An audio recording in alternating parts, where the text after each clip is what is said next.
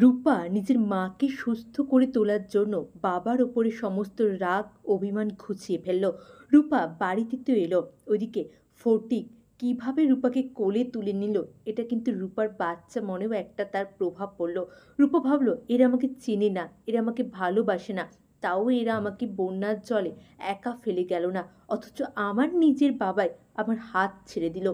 যত দিন যাচ্ছে, যত সময় বাড়ছে, রূপার মনে অভিমানের পাহাড়টাও তত বড় হচ্ছে।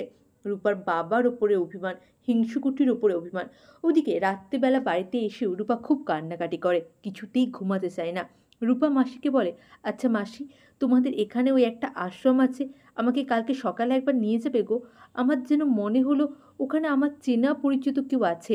মা আর মেয়ের সম্পর্ক, রক্তের টান। ওইদিকে কিছুতেই তো জ্ঞান ফিরছিল না দীপার, কিন্তু হঠাৎ করে রূপার মায়ের আওয়াজ ডাক শুনেই কিন্তু অনেকটা জ্ঞান ফিরতে শুরু করলো দীপার।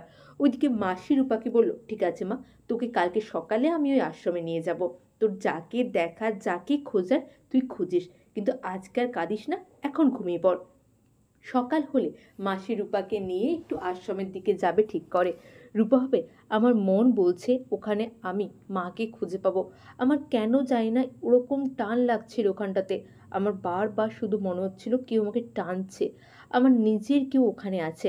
আবারও আশ্রমে গেল তারা।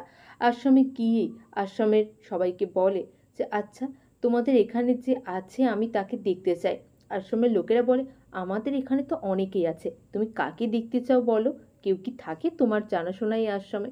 তখন রূপা বলে, আমি জানি না আমার জানাশোনা কিনা, তবে আমার মনে হচ্ছে আমার জানাশোনা এখানে কেউ থাকলেও থাকতে পারে। তারপরেই দীপাকে দেখতে পায় রূপা। দীপাকে দেখতে পেয়ে সে বুঝতে পারে দীপা কতটা অসুস্থ। তারপরে বাবার উপর সমস্ত রাগ অভিমান ভুলে বাবাকে ফোন করে সে। ওইদিকে সোনাকে নিয়ে তো ব্যতিব্যস্ত সূর্য। সোনা তো এতটাই ট্রমাটাইজড হয়ে গেছে, কারোর সাথে কথাই বলছে না, কিছুই করছে না, কাঁদছে না, কথা বলছে না। তাকে হসপিটালে ভর্তি করতে হলো। এই সময় রূপা ফোন করলো, সূর্য কোন দিকে যাবে? সোনা মাকে ছেড়ে সূর্য কি আসবে রূপা আর দীপার খোঁজে, নাকি আবারও রূপা আর দীপাকে অবহেলা করে সে সোনাকেই বেছে নেবে? আপনাদের কি মনে হয় অবশ্যই কমেন্ট করে জানান। অনেক ধন্যবাদ সকলকে। প্লিজ প্লিজ চ্যানেলটা সাবস্ক্রাইব করে দিন। অনেক ধন্যবাদ।